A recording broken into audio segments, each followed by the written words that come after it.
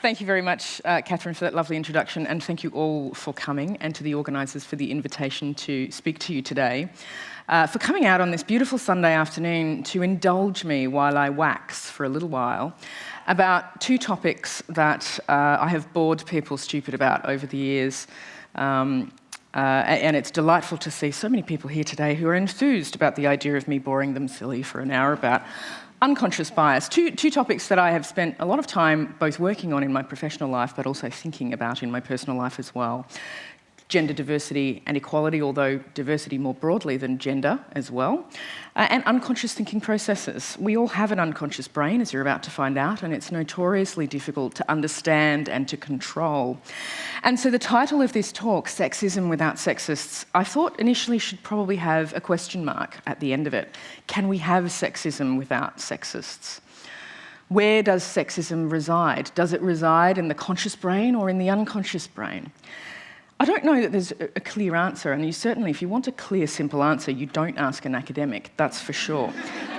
But hopefully we'll see if we can wade through some of the rocky ground and see if we can come to any clearer sense of whether or not we can have sexism without sexists, and whether or not, if it can exist, that is what unconscious bias is.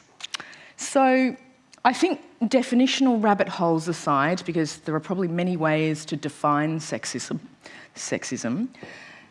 really at the heart of this question is the idea that it might be possible to be ardently egalitarian, to espouse deeply gender egalitarian views, but to still have the occasional impure sexist thought.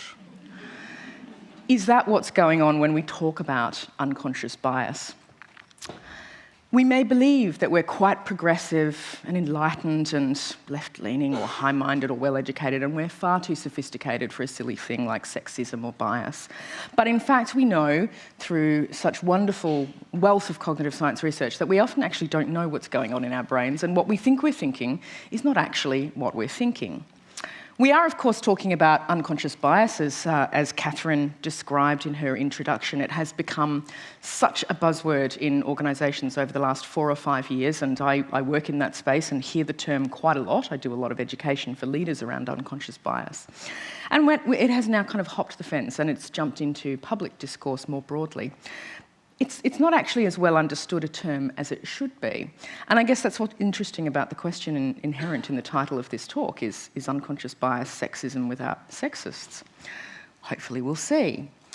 The other way of understanding unconscious bias is that it's something that overtly sexist people do to plead innocence or to defend themselves against an accusation of sexism. You say, no, but I'm not sexist. Some of my best friends are women. Or the other wonderful one, which we often get when we talk about unconscious bias, is, well, if that's the case, it's not me, it's my brain. My brain made me do it. I'm not sexist, my brain made me do it.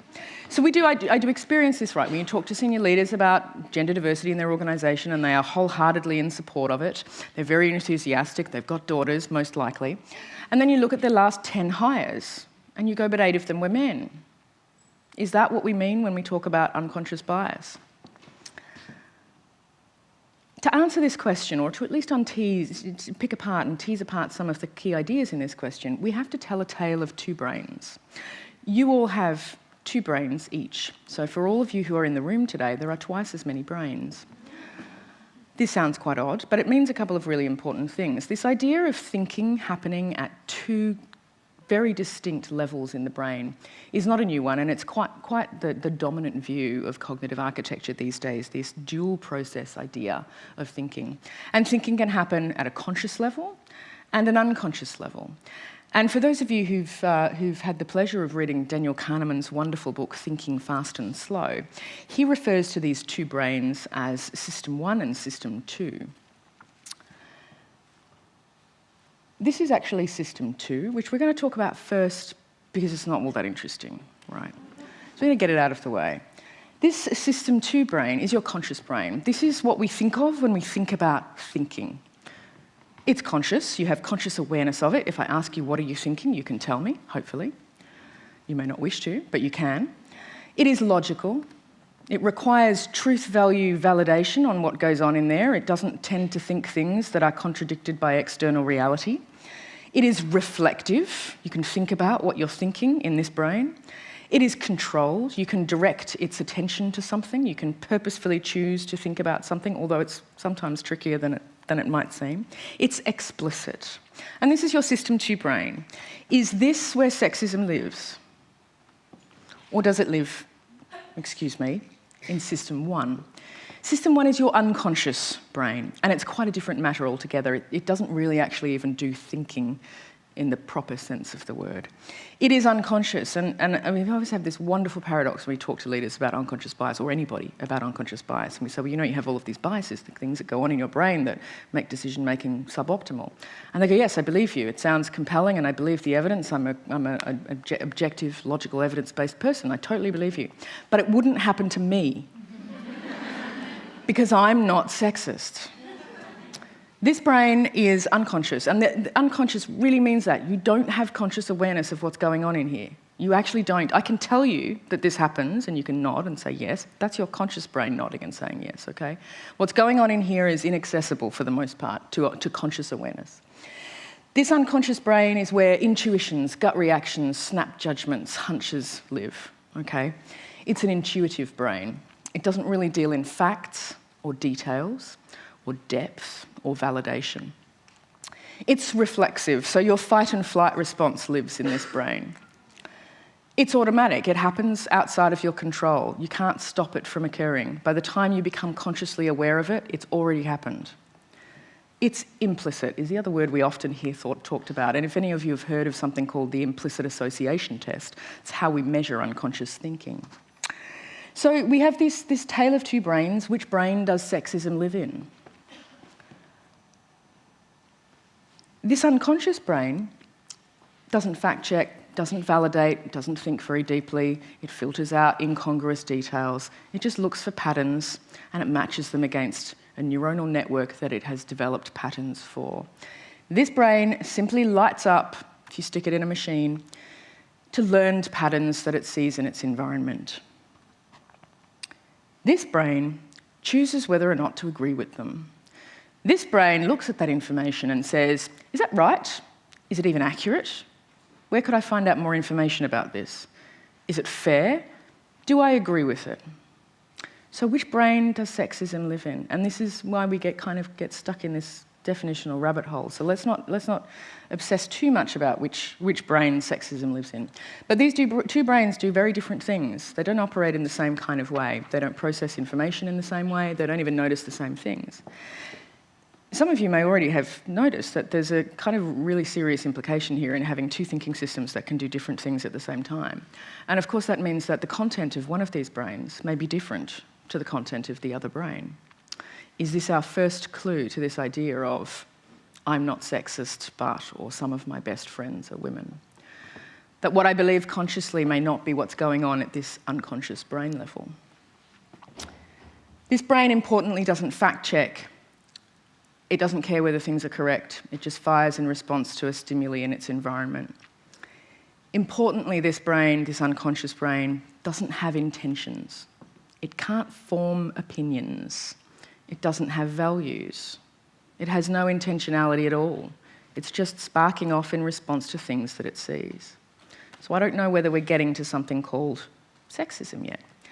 Your conscious brain considers this information, decides whether I agree with it or not. I notice mum does most of the housework.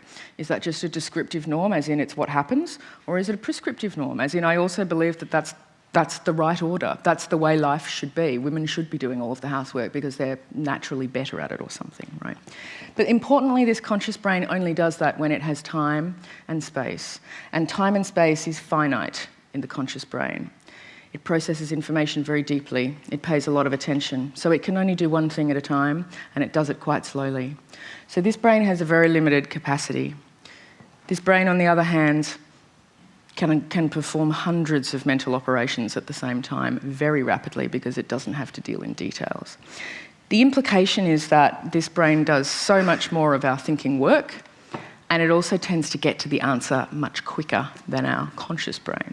So this brain may be passionate about gender equality. Think of this as my brain. I'm very passionate about gender equality, both personally and in terms of what I do for a living. second-generation feminist, etc. So this brain, my brain, is very passionate about gender equality. The other brain I have, however, goes, when a woman gets all assertive and uppity, okay?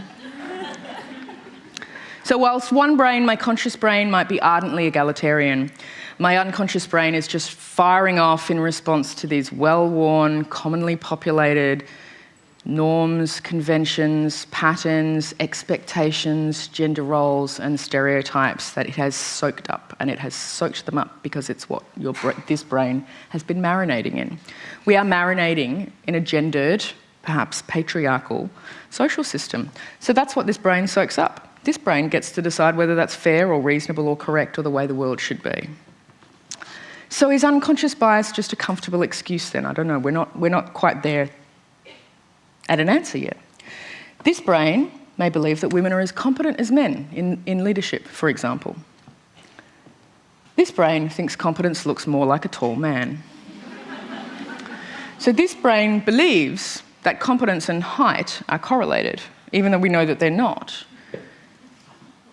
Most CEOs are quite a lot taller than the average person, so there's something about height and capability that appeals to this brain that isn't based in fact, okay? The problem, of course, is that this brain does all of this really quickly. This brain is usually busy doing something else and it has limited capacity. We're pretty lazy thinkers. This brain goes off first and it gets to the answer. This brain doesn't really have time to contradict or think or dispute or look for the evidence. So let's look a little bit more about what gets into this brain. Why is the stuff that's in there in there? This unconscious thinking brain is just a network of neural associations that form as you marinate in this society with all of its meanings and its values and its norms and its institutions and conventions and stereotypes. And it mops them up and it creates little neural associations for them. It does about 90% of your thinking work, which is really quite a lot. So what you're consciously aware of thinking is literally the tip of the iceberg compared to what else is going on. It has a very large capacity because it doesn't have to accommodate a great deal of detail.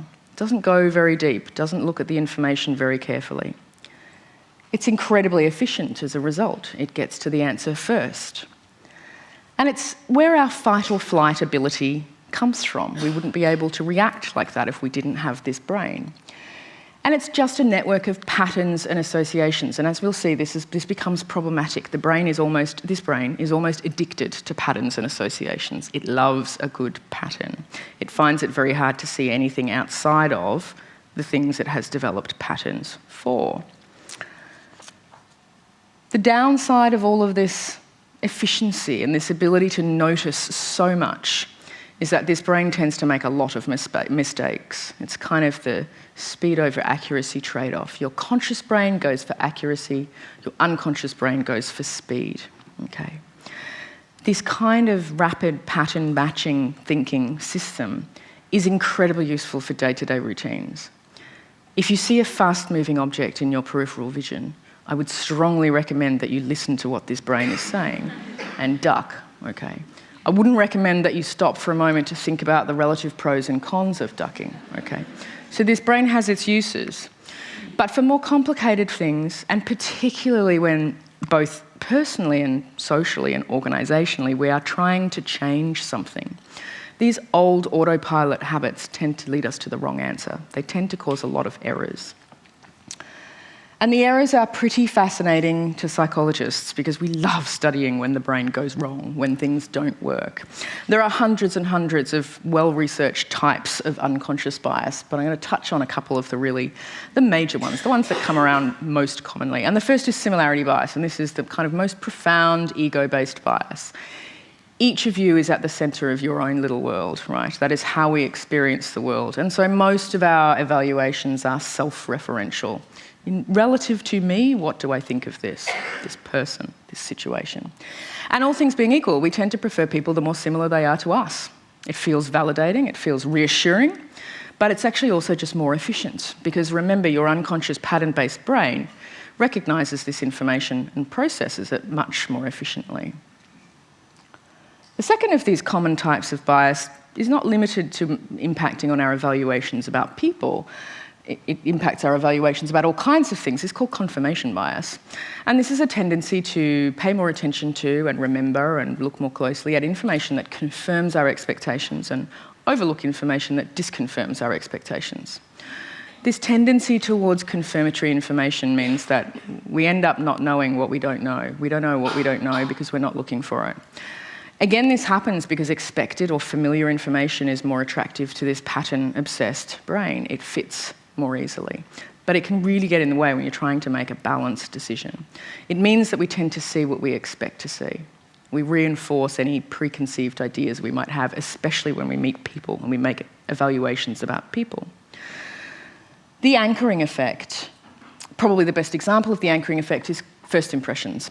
So with the anchoring effect, some existing ideas that I already have go on to exert too much influence on my subsequent decisions. So any change in opinion I might have is likely to orbit around my initial opinions. That doesn't tend to change very much. And first impressions is the perfect example. We meet a person, within seconds we've formed a couple of key evaluations about them. No matter how much more we then go on to learn, we're very reluctant to shift our initial impression. In fact, confirmation bias kicks in over the top here, and it makes us look for information that confirms our first impression when we meet someone. And finally, we have the halo effect. And the halo effect basically turns us all into saints or sinners. So if I meet you and I like something about you, I'm very likely to infer that I will like other things about you as well. So if I find that you're funny, I'm also likely to think that you're kind and generous and trustworthy and capable, even though I don't have any information about you on those characteristics. Okay? It works in reverse too, though. So if I meet you and I find something unpleasant about you, I'm much more likely to infer other unpleasant things about you too. So we can have this huge generalisation about a person based on the one thing that we've noticed about them and reacted to. Not surprisingly, these kinds of biases can get in the way of making sound, objective evaluations about people. So what has this got to do with sexism, I hear you say? It's really fascinating stuff, but where's the sexism? The list is endless. We could talk about these kinds of unconscious biases for a long time, but here's what happens when you combine this kind of unconscious thinking with the meanings and roles and expectations and stereotypes that we impose on men and women. This kind of thinking process operates on a first-past-the-post idea, right? On a first-past-the-post electoral system. You think of a woman, and I say to you in that wonderful Freudian way, what do you associate with women more easily? Babies or power tools? Now, your feminist, egalitarian brain may wish to say, no reason why women can't use power tools. I'm a dab hands with a Black & Decker. Your unconscious brain, I can guarantee you, got babies first. First past the post. It was the most rapidly activated association that your unconscious brain came up with. Rewind back to the previous slide about those biases. They then kick in once this is activated and we think of women and babies. We then start to go on forming all of our other impressions and attitudes and evaluations on that basis. We seek to confirm them. Women don't want to be leaders. They're not as motivated. They don't have as much confidence. They're all going to leave and have babies. Your unconscious brain answers that question much more quickly. And it stacks the deck so that by the time you are thinking consciously, you're not looking at all of the information. Still, you may say, okay, but that's not really sexism, is it? Probably not. So how do we apply the content here? It starts with a process called social categorization, and that's the brain's desire to put us all into boxes, which it does obsessively. And it has to. We live in a very large, complex social environment where we don't know every person individually, so we can't know what they're like. So if we put them in boxes, we can kind of keep them organised. It starts off innocently enough, and the brain loves a category, none more so than a black and white dichotomous category like gender, where it perceives two obvious options and everybody is forced into those. Stereotypes, though, arise as soon as you start to categorise a person. And stereotypes give your categories diagnostic value. There's no point having the categories if they don't mean anything, if they don't tell you about what these people are going to be like. So stereotypes are the crib notes, if you like, that fill in the blanks and give us a description of what particular people tend to be like. Now, stereotypes are not in and of themselves unconscious. I can ask you to name a stereotype. If I say, what's a Bondi hipster? You can all tell me, right? We're all aware of the common social stereotypes. But the crucial factor with stereotypes is that they get activated unconsciously, instantly, whether you agree with them or not, whether your conscious brain thinks they're fair or accurate or useful. Okay? They happen unconsciously. They're also incredibly seductive because they then go on to act as anchors, which we seek to confirm. Andrea is a very neat, orderly, methodical, conscientious person. She's a clean freak. She doesn't socialise very much. She's kind of introverted. She likes to spend her spare time at home reading books, drinking red wine, and listening to the opera. Is Andrea more likely to be a librarian or a cocktail waitress? Always silence when I ask this question because everybody knows there's a catch, right? It's a trick. And I'm happy to avoid disappointing you. There is a catch, right? 90% of people will say Andrea is obviously much more likely to be a librarian, right? So if that's what you were thinking, well, you're in good company. The problem is that's not actually correct. She's more likely to be a cocktail waitress than a librarian because there are more of them in the world. So I asked the question, what's more likely? That's the judgment we make when we meet people, except we forget the likely bit is actually a statistical question. Okay, it's not a what's your gist-based opinion, or what does she sound like? Of course she sounds like, when I described her, she sounds much more like the stereotypical librarian. But once we take base rates into account and we think, well, yeah, she's actually more likely to be a counter-stereotypical cocktail waitress than she is a librarian. And over 90% of people respond in much the same way as I'm sure many of you did. The reason this happens is because the description of Andrea triggers the stereotype of a librarian in your brain. And your unconscious brain says to your conscious brain, it's all right, you don't need to work on this, I've got the answer, you can stop thinking now. It literally turns off your logic-based faculties once you hear stereotypes. They're incredibly seductive. So we're kind of getting a little bit close to the sexism stuff now. What do we do with this tendency when it comes to making evaluations about gender, about men and women, right? When we stereotype people, it happens unconsciously. It triggers a whole set of unconscious associations that get through the post first. It also does two other things that turn out to be important. The first thing it does is that stereotypes minimise our perception of variation between people within a group. So once you're in a group, you're basically all the same. Everyone who's in that group are pretty much the same. Everyone who's in the other group, they're also the same as each other, but the two groups are vastly different. So we minimise differences between people inside a group, and we maximise or exaggerate the differences between groups of people, okay? It's like goggles, distorting goggles, and we call them stereotype goggles. And here's an example of how this happens with something as completely objective and arbitrary as height. You ask people to think about differences in height between men and women. When you actually graph men's and women's height, this is pretty much what you find. Yep, men are on average a little bit taller than women.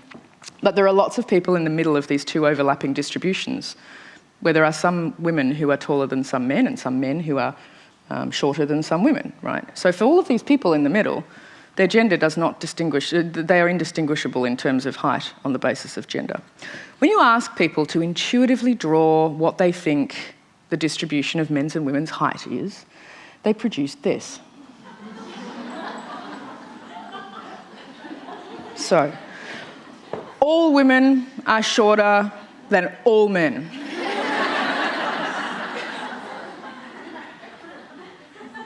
This is what your stereotype goggles do. Now, funnily enough, height's kind of a fairly amusing illustrative example, but the exact same thing happens when you ask people to talk to you about the differences between men's and women's leadership styles. Women are good at the empathic relationship building, nurturing, emotional intelligence stuff, what we call transformational leadership. Men are much better at the driving a deal and bossing people around and asserting themselves and cracking the whip, so-called transactional leadership, right? This is what people believe, that women lead that way and men lead this way. When you actually measure men and women on transactional and transformational leadership, you get no difference. Gender explains less than 4% of the variance in transactional versus transformational leadership style. And yet almost every executive I deal with has this article of faith that men and women lead differently in this way. So the stereotype goggles combined with this unconscious pattern-seeking brain have the effect of magnifying our perception of differences that aren't really there to begin with. Confirmation bias kicks in, and we then start looking for information that confirms our view that there are massive differences between men and women, and particularly in terms of how men and women lead. So how would we form our impressions of people if we could bypass this unconscious bias process, if we couldn't see their gender to start with? And that was precisely the question, and probably the best example or demonstration of how much of our perceptions of people are warped, if you like, by this unconscious magnifying process, is with that of blind auditions in orchestras. And some of you, this research has been around in the public space for a while. Some of you may be aware of it. Women graduate from music conservatoriums at about the same rate as men, so it's not like there's no pipeline, we can't find them, they're there. Orchestra directors were insistent that women were equally good as men in a technical sense. They were just as good as musicians technically. It's just that women have a different playing style, and audiences seem not to like that style as much. A perfect example of the "we're not sexist but," or "some of my best friends are women," right? That's kind of what it sounds like. So women were very poorly represented in orchestras, under 10%. Got through auditions. And the researchers asked a range of different orchestras to participate in a process where the musicians would audition behind a screen so you can't see what gender the player is. Not surprisingly for the researchers at all, and probably not for the orchestra directors either, when you can't see what the gender of the person playing the instrument is, you can't actually predict what playing style they have. It turns out that playing style is an artefact of this desire to believe that men and women play an instrument differently. And also, not surprisingly, women's representation or their success past the first round of auditions shot up to the mid-40% instantaneously. So that gives you a sense of how big this factor is in terms of how distorted our sense of how different people really are can be as a result of this pattern-matching brain and our desire to put people into boxes. So is it sexism? Is the unconscious bias stuff actually sexism? I still haven't answered the question, and I'm an academic, so don't hold your breath. The take-home out of this little trip around some fascinating research is that we don't see people as they are. We like to think that we do, but we don't really. We see them as we are. We see them through our filters and our expectations and our unconscious habits and patterns. But the other thing is that none of these effects that I've spoken about are actually specific to gender at all. They happen whenever we appraise people from a group around whom we have stereotypes. They are not necessarily something men are always doing to women. It isn't specific to gender insofar as the same kinds of effects happen with different cultural groups as well. Stereotypes drive our perceptions of warmth and competence, which are the two crucial judgments that you make about a person when you meet them. And those dimensions are gendered.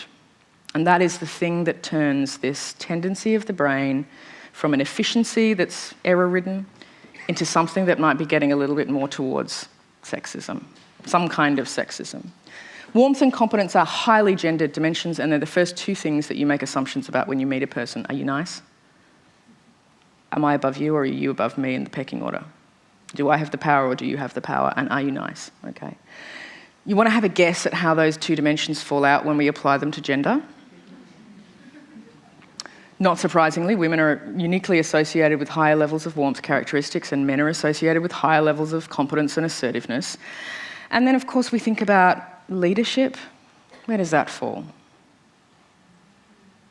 So leadership is almost exclusively seen to be, unconsciously at least, about assertiveness and competence rather than warmth, no matter how much organisations talk about the value of EQ and this empathic new style of leadership. Most people unconsciously believe leadership is around competence-based traits, the ones that we associate with men. So this is where we start to have this process resulting in sexist outcomes, getting to some sexism. And this is what is happening in the brains of most people. So we measure unconscious bias as part of our work. And this is what the data looks like. And as you can see, close to 80% of everyone, both men and women alike, unconsciously associate women with the warm, fuzzy, warmth-related traits and men with the competence, assertiveness-related traits, and leadership, think manager, think male, is much more heavily associated with competence traits compared to warmth-related traits. So when we think of a manager, the unconscious brain sees a man, and probably a tall man too. Okay. So we have this process that is now actually turning into sexist outcomes. It's not just a cognitive artefact. Merit looks like a man. I think Catherine mentioned a lot of my talking on merit. Don't get me started.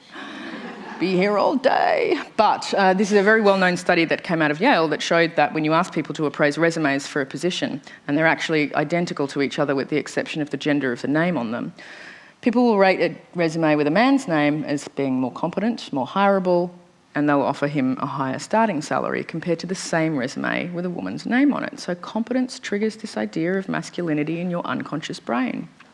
This research was done with academics who like to think they're above all of that silly stuff, right? But this is what's going on. The pushy penalty, which probably doesn't require a great deal of explanation because we hear about it so much when we're told to lean in. When you lean in, you violate a stereotype of women being demure and polite and not too pushy. When you do that, we tend to evaluate women more negatively. We don't like it when people violate our expectations. You know, we talked about those biases, and we like our expectations to be confirmed. When they're not confirmed, we tend to react negatively to it. So this is feedback from performance review feedback for a bunch of high-performing individuals in an organisation, future leaders on the fast track, hot shots, one and all.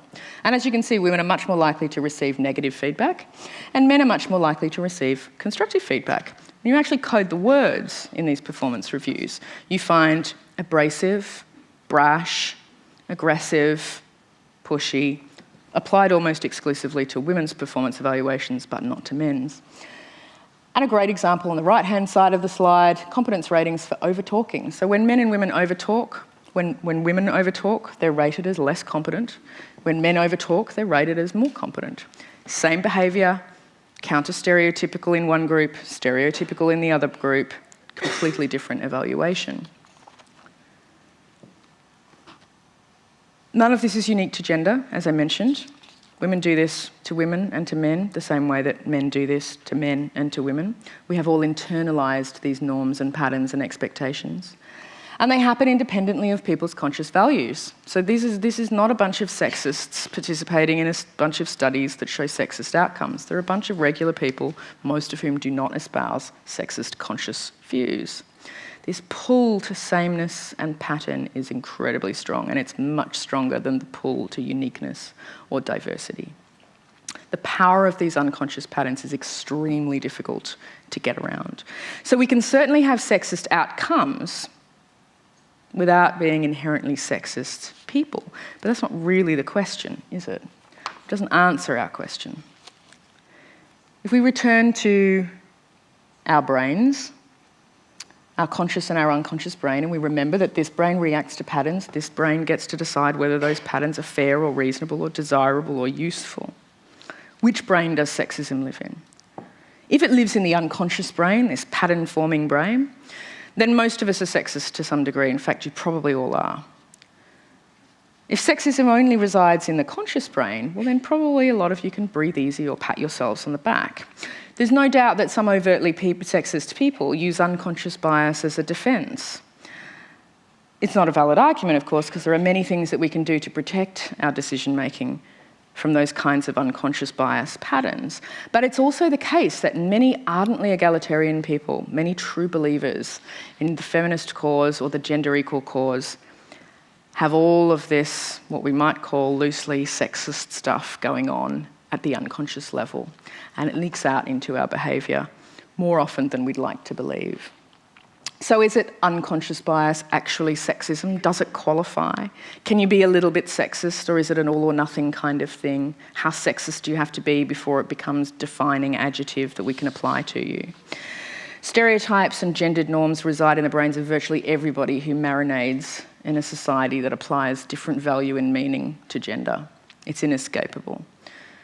In childhood, for example, as I mentioned, children still grow up, we know from the Hilda data, still grow up in households where women do the bulk of the domestic labour. That's something that your unconscious brain may notice occurring. Whether or not you agree that that's right or fair or reasonable or good or the natural order of things is a decision that happens in your conscious brain. So I guess I would argue that, tempting as it is to say we're all a little bit sexist, sexism as a consciously endorsed set of beliefs about men and women and their capability and their worth and how they should define themselves is probably something that lives in your conscious brain rather than your unconscious brain. Having said that, I don't believe that we can all go home and pat ourselves on the back safe in the knowledge that we came here today, so we're definitely not sexists. I think it's more the case that unconscious bias is a kind of Clayton's sexism. It's the sexism you have when you're not really sexist. Thank you very much.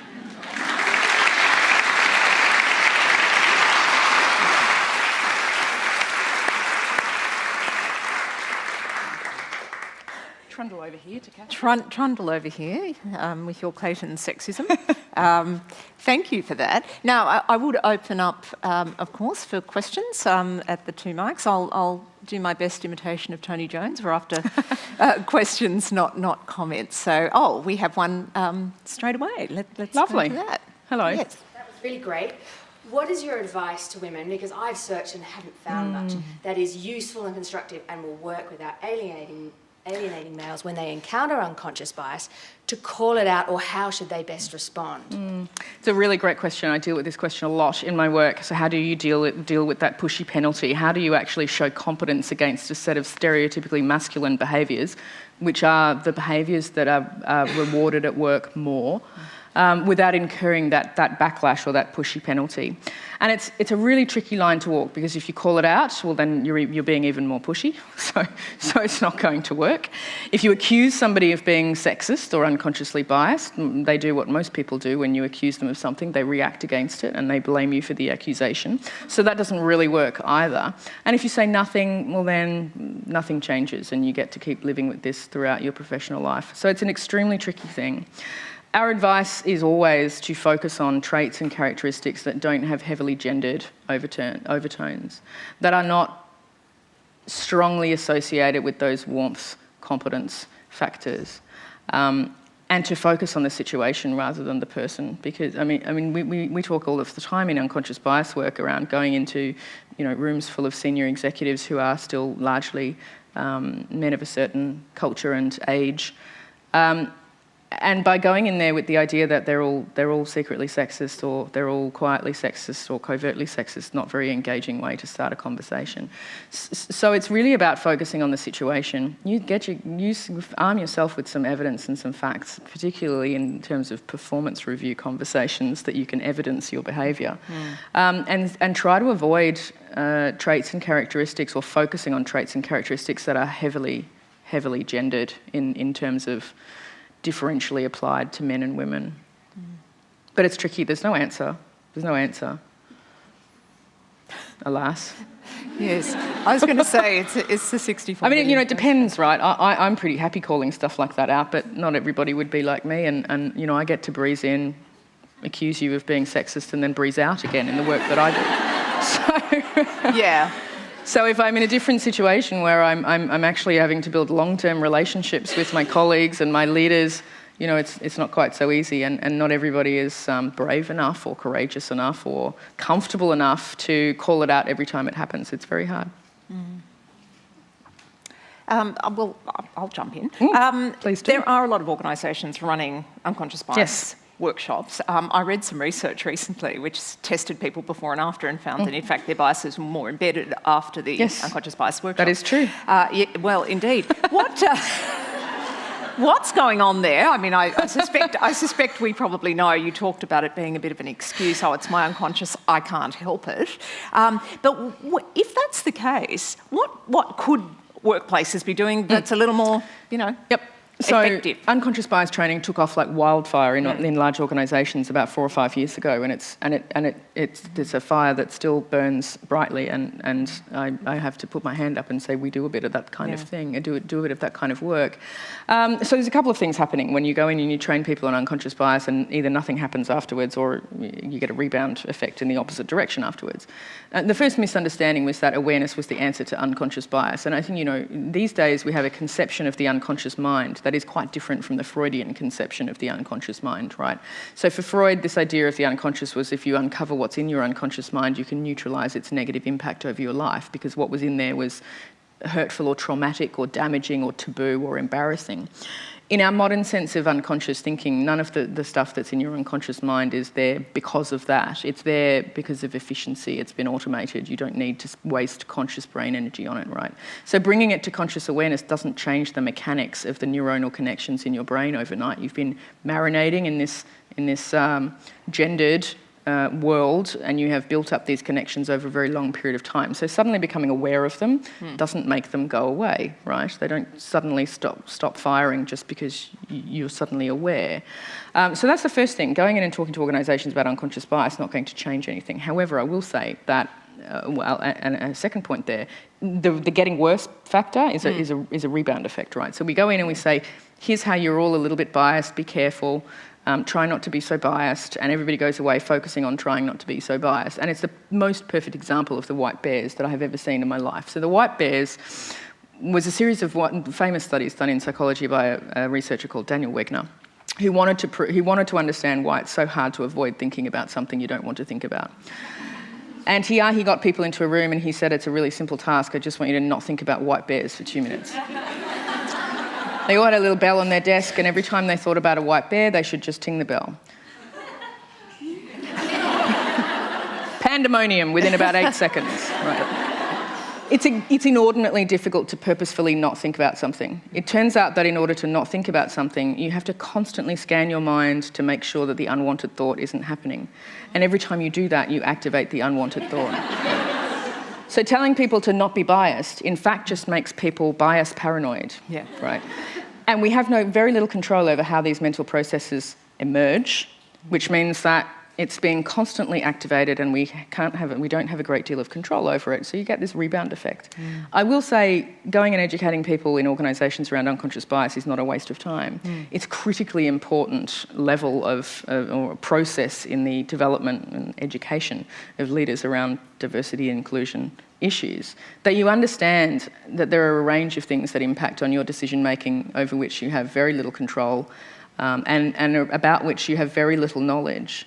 So for me, it sets the scene for learning how to bolster the efficacy of your conscious sensor, learning how to bolster the efficacy of your rational, objective, critical thinking faculties, because they are what we use to mitigate against unconscious bias. It doesn't change. It's all about insulating your decision making against the effects, and you have to understand and know about the effects in order to be able to do that. So it's a critically important first step, but I think often the way it was done in organisations initially was that it was silver bullet, there it is, now that we all know about unconscious bias, we'll stop doing it. And of course that isn't what happened. Yeah, that doesn't happen. I did want to also ask you about, the whole blind auditioning, which is such a fantastic example. I was reading recently Bank of Queensland are now covering up gender when they're assessing people for promotion. I'm not sure if they're using it for recruitment as well, quite possibly. Is that something that you think is going to be effective? Are we going to see more organisations doing that where they can, I suppose? There are a few organisations doing it. Some of the big banks do it now as well. They blind resumes at the shortlist stage, so there is no personally identifying information on the resume. It's an interesting thing, right? And we actually have some good research in terms of how blinding works, particularly in relation to gender and your chances of selection. At the entry level, it works quite well because, in fact, you have large pools of graduates or candidates who've all got pretty much the same skills and qualifications, right? And women are out-graduating men from university, so there's plenty of women in there already. Blinding the process does remove any of that tendency to, hire people like me or pick people like me.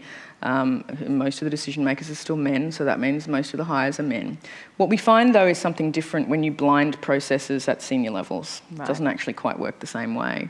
So by the time you've gone through your organisational trajectory as a woman, by the time you reach mid-level management, which is where all of the unpleasant stuff begins to happen for you, the workplace, you typically find it harder to get past mid-level management because there's a conscious or unconscious kind of bias going on in terms of your informal developmental opportunities. So you don't get the same stretch opportunities, all of the same informal opportunities to acquire new skills, take overseas assignments, take on a particularly tricky task, etc.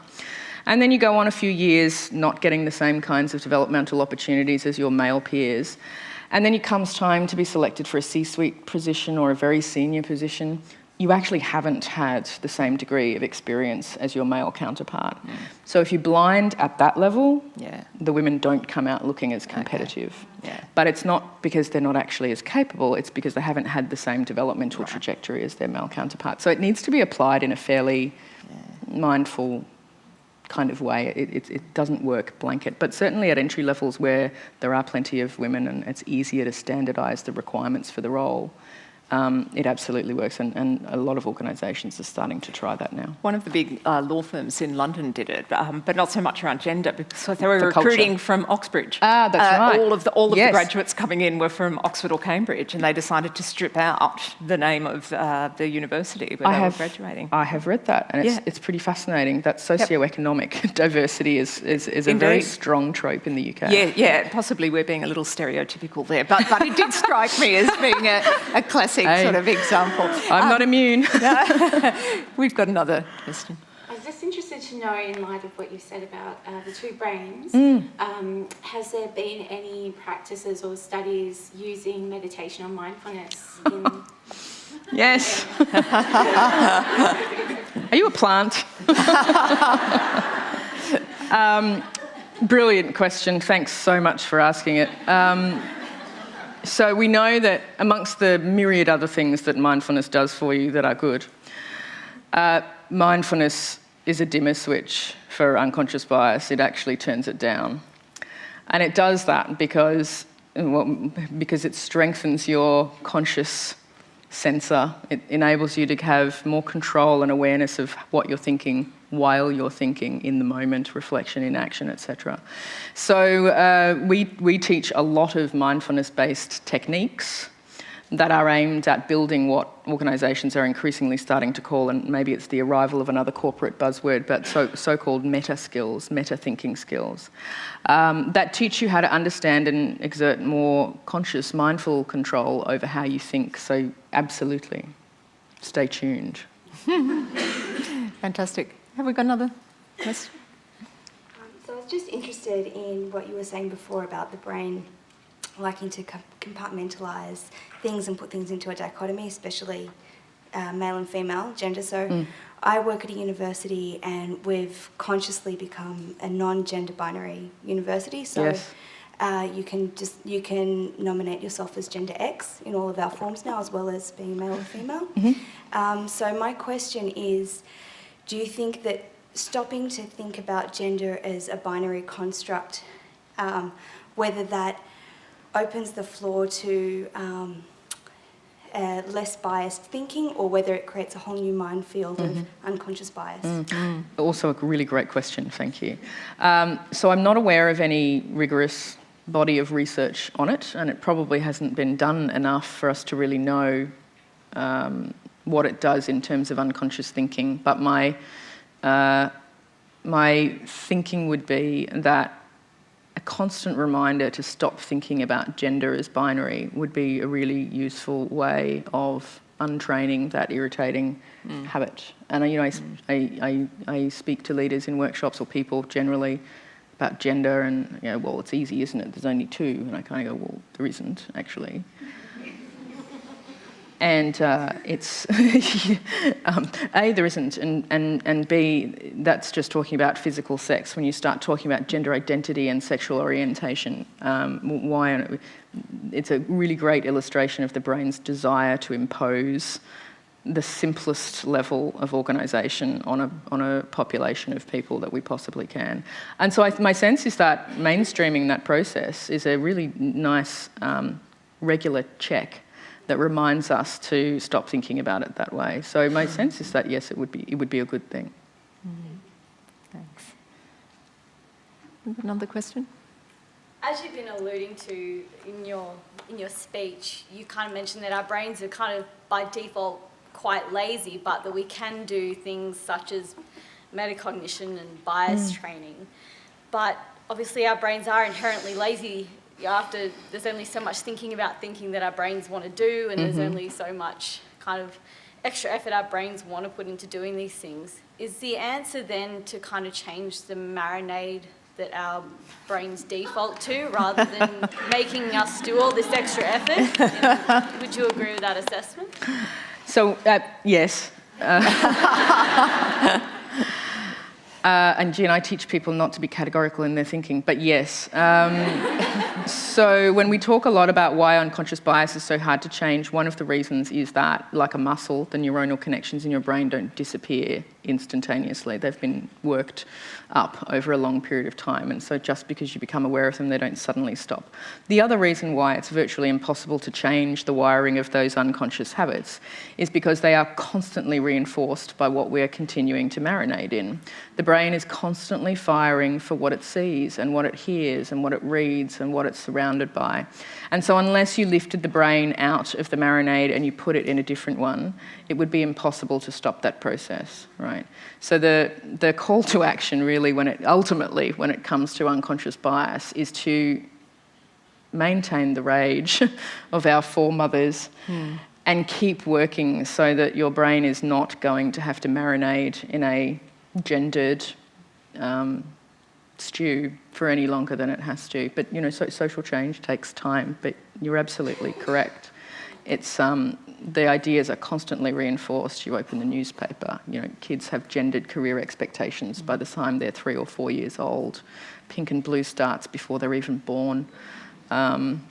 It's very difficult. It might be easier to say consciously, I don't agree with any of that stuff, I think it's silly, it's restrictive. It places both men and women in unnecessarily restrictive boxes that are not useful for either of them. But it's impossible for it not to get soaked into your unconscious brain because we are flooded by it all of the time. So yes, the marinade has a lot to do with it. Thank you. Thanks.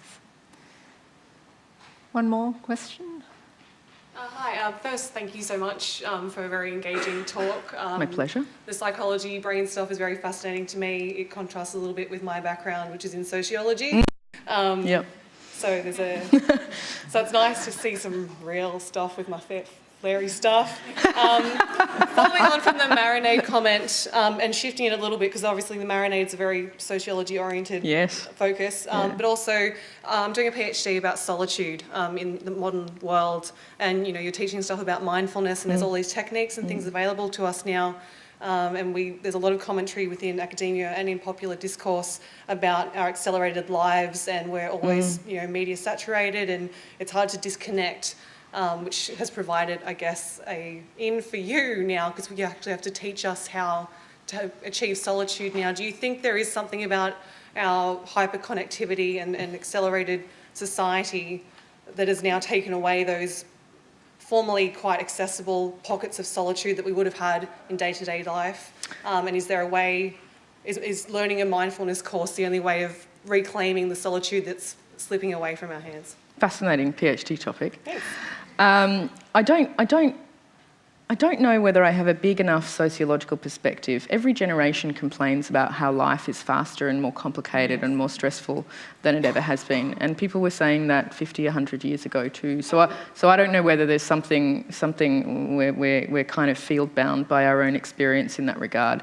But people do talk a lot in the organisational space, particularly about how the pace of change seems to be accelerating, that the expectations and the workloads are getting bigger, that people are under more stress, they are hyper-connected. This idea of work-life balance is fast becoming work-life integration, so that there's just no difference between the two anymore. So I don't know. I certainly have a felt sense that it's worse than it used to be, but my mother would probably argue with me and say, well, you don't think I was busy and stressed out and multitasking all of the time too. It means, though, that it's extraordinarily difficult and it requires quite a lot of effort in order to inject time for thinking about thinking, all of those meta things. It's very difficult to inject regular time for that into your life as any person. But particularly in the organisational intervention space, it's extraordinarily difficult to say to senior leaders to just stop doing something for 5 minutes because the world will end. It means that it's a real challenge, but I think there's a growing sense of inevitability around the momentum in terms of gender and gender equality and diversity and inclusion work in organisations, and also a growing interest in the usefulness of mindfulness, both in terms of its psychosocial health benefits, but from my particular perspective with a cognitive science interest, in its ability to improve and enrich decision-making capabilities. Yeah, I do suspect that it is a sort of redefining of the value of solitude or mindfulness, all these sorts of things. You know, currently our world is you're only becoming a better person if you're busy. Like, there's all these things we should be doing, and if we can bring solitude into an option that is actually self-fulfilling and challenging in a good way, then that's possibly a way of doing it as well. Absolutely. Thank you. Thank you. I can feel a book coming on. Is it just me? Look, sadly we are out of time, but would you join me in thanking Jennifer? Thank you.